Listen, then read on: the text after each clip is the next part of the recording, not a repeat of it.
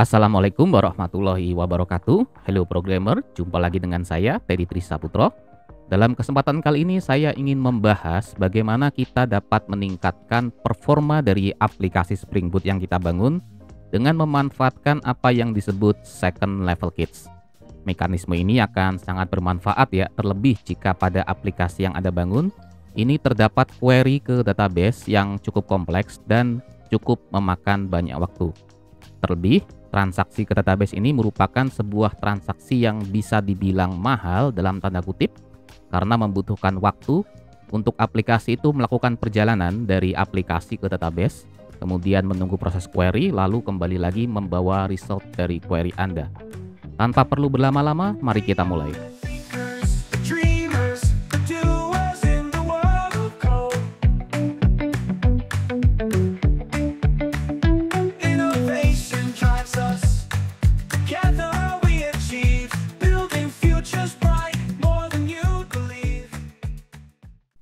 Jadi saya telah memiliki sebuah diagram di sini.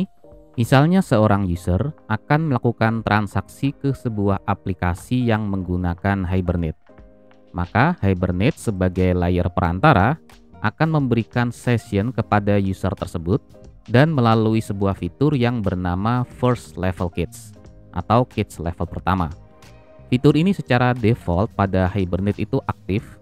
Tujuannya adalah mengurangi jumlah transaksi ke database. Pada first level kits ini, sebagaimana yang saya sebutkan tadi, itu bekerja pada satu session dari request user. Jika transaksi yang diminta oleh user tersebut tidak ada pada kits, maka lalu transaksi tersebut baru diteruskan ke database. Jadi ini semua dihandle secara otomatis di latar belakang oleh Hibernate. Sekarang kita akan langsung saja praktekkan untuk Anda dapat memahami bagaimana cara kerja dari first level kits ini. Sekarang kita akan praktekkan, misalnya di sini saya memiliki sebuah kelas yang menjadi model, misalnya adalah book yang merupakan representasi dari buku, terdiri dari ID, title, dan description. Kemudian berikutnya untuk servicesnya adalah book service. Lalu untuk implementasinya saya menggunakan kelas bernama book service without second level kits di sini. Jadi ini tugasnya sangat sederhana sekali, yaitu melakukan query berdasarkan ID dan mengubahnya menjadi record book TTO. Ini sebuah record ya. Selanjutnya untuk menguji bagaimana cara kerja dari first level kits, di sini saya memiliki sebuah unit test. Saya akan buka terlebih dahulu di src test Java, kemudian di sini namanya adalah book service test, di mana sebagaimana yang Anda lihat di sini saya memiliki sebuah metode findBook yang berguna mencari buku berdasarkan ID-nya.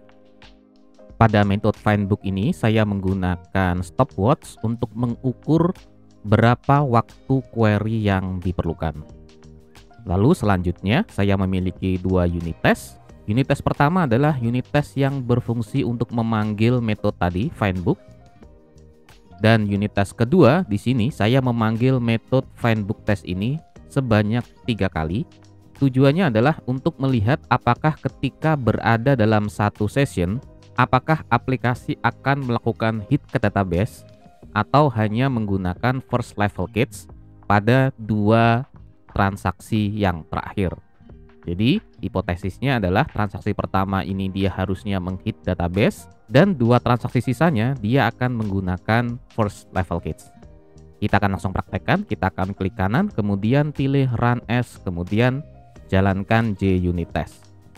Kita tunggu beberapa saat hingga unit testnya berjalan. Saya akan maximize konsolnya. Oke, selesai. Sekarang saya akan coba analisis. Saya akan scroll ke kanan di sini untuk melihat secara lebih detail lognya. Dari sini dapat Anda lihat bahwa pada unit test pertama di sini, yaitu adalah start findBook test di sini, transaksi ini menghit database karena sebagaimana yang Anda lihat terdapat log query di sini. Jadi ini mengindikasikan bahwa Hibernate melakukan transaksi ke database. Dan waktu yang dibutuhkan cukup lama, yaitu sekitar 264 milisecond. Sekarang kita beralih ke unit test kedua, yaitu adalah test findBook 3 times. Jadi 3 kali menghit metode findBook test. Sebagaimana yang Anda lihat untuk query pertama, Di sini dia menggunakan database untuk melakukan query Hibernate dan waktu yang dibutuhkan adalah 32 milisecond.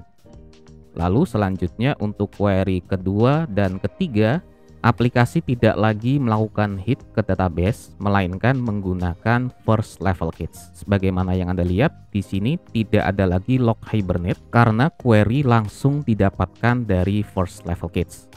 Waktu yang dibutuhkan pun lebih cepat, di mana untuk query kedua di sini waktu yang dibutuhkan hanya 1 milisecond, dan untuk query ketiga bahkan waktunya hanyalah 0 milisecond. Jadi hampir tidak memerlukan waktu sama sekali. Oke, jika tadi pada first level kits yang telah kita praktekkan, kitsnya itu berlaku hanya dibatasi di setiap satu session request. Lalu bagaimana jika dibutuhkan kits yang dapat diakses lintas session? Misalnya untuk kasus contoh data table buku yang tadi kita praktekkan, itu merupakan data table yang jarang diupdate atau berubah. Maka harusnya siapapun yang melakukan query tersebut akan mendapatkan hasil query yang sama. Maka untuk kasus tersebut, melakukan transaksi ke database secara langsung, secara repetitif itu merupakan sebuah pemborosan. Selain itu juga dapat berakibat pada respon time aplikasi yang akan menurun. Karena itulah dibutuhkan second level kits, di mana second level kits ini akan memanfaatkan session factory yang ada pada Hibernate, sehingga kits yang dibentuk itu dapat diakses oleh lintas session dari beragam request. Second level kits ini disediakan oleh kits provider yang biasanya adalah sebuah in-memory database. Hibernate mendukung banyak integrasi in-memory database sebagai second level kits-nya. Namun dalam kesempatan ini, saya akan menggunakan Redis sebagai provider dari second level kits yang saya gunakan. Oke, jadi untuk keperluan tersebut, Anda perlu menambahkan Redis sebagai salah satu dependensi, di mana di sini saya menggunakan Spring Boot Starter Data Redis pada pom.xml. Lalu jangan lupa Anda perlu menginstal Redis pada komputer Anda, bisa melalui Docker atau diinstal secara natif jika Anda menggunakan mesin komputer Linux. Kemudian selanjutnya pada pengaturan properties Anda perlu sesuaikan. Di sini saya akan masuk pada application.yml, di mana tipenya ini saya atur menjadi Redis. Sedangkan hostnya adalah lokasi di mana Redis server itu diinstal. Lalu portnya adalah port dari Redis 6379. Setelah itu kita perlu menambahkan anotasi pada aplikasinya second level kits app di sini. Anda perlu menambahkan anotasi @enable caching. Lalu berikutnya Anda perlu menambahkan anotasi pada service yang ingin Anda kits. Misalnya dalam kasus ini saya ingin meng-kits metode find book detail dengan value book dan parameternya adalah ID. Jadi selama ID-nya adalah sama, maka untuk request kedua dan request ketiga dia akan di-kits. Kita akan coba praktekkan dan saya akan jalankan di sini. Dan kita maximize untuk panel konsolnya. Oke, sekarang aplikasi sudah naik dan saya akan masuk ke Postman, di mana di sini saya memiliki dua API.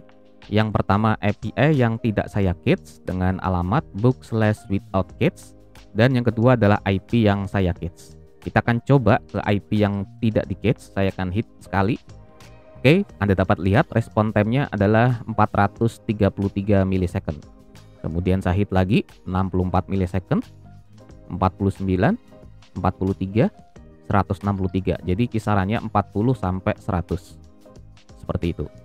Sekarang kita coba untuk second level kits di API sebelahnya, yaitu adalah with kits. Kita akan coba hit. Untuk respon pertama adalah 518 milisecond. Kemudian kita hit kedua, langsung turun menjadi 17 milisecond. Ketiga, 10 milisecond, 9 milisecond, 7 milisecond. Jadi dengan penggunaan second level kits ini, Anda dapat menekan respon time-nya dari yang awalnya puluhan sampai ratusan milisecond, itu menjadi hanya belasan sampai hitungan 1 digit milisecond. Kemudian jika Anda periksa pada log dari aplikasinya, di sini dapat Anda lihat pada penggunaan second level kits, dia hanya menghit database satu kali, kemudian selanjutnya ia tidak perlu lagi menghit database. Karena itulah respon time-nya akan menjadi cenderung rendah. Jadi sampai sini kita telah belajar satu tips meningkatkan performa API pada aplikasi Spring Boot Anda, yaitu dengan menggunakan second level gates. Demikian tutorial singkat dari saya. Kita akan bertemu lagi dalam tips dan topik yang lain. Saya Teddy Trisaputro pamit undur diri dulu. Wassalamualaikum warahmatullahi wabarakatuh. Rise above the noise.